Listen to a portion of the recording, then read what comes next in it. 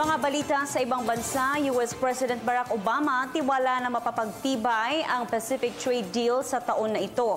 At huling serye naman ng pambobomba sa Baghdad, Iraq. May umako ng responsibilidad. Ito mga globalita ni Edwin Eusebio. Inako na ng Islamic State Group ang responsibilidad sa serye ng pambobomba sa Baghdad na kapital ng Iraq. 21 taong namatay sa karahasan at may 50 pang nasugat.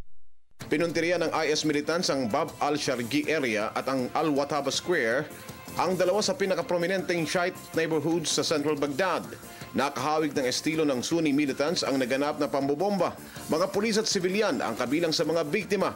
Sa isang online statement, inako ng Islamic State ang pananagutan sa bombings.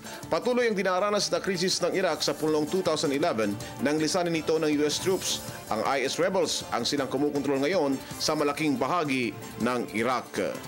Tiwala si US President Barack Obama na mabubuo ngayong taon ng mga bansang nasa Pacific Rim ang kasunduan hinggil sa free trade. Ito ay bagamat hindi garantisado na aaprubahan ito ng US Congress.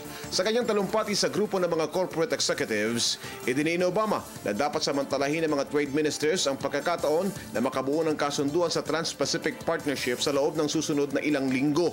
Gayunman, sinabi ni Obama na posibleng maantala ang kasunduan dahil sa pagbusisi rito ng US Congress. Aminado si Obama na mahirap makabuo ng trade pact dahil lagi itong nababalutan ng politika. Para sa Telebisyon ng Bayan, Edwin Eusebio.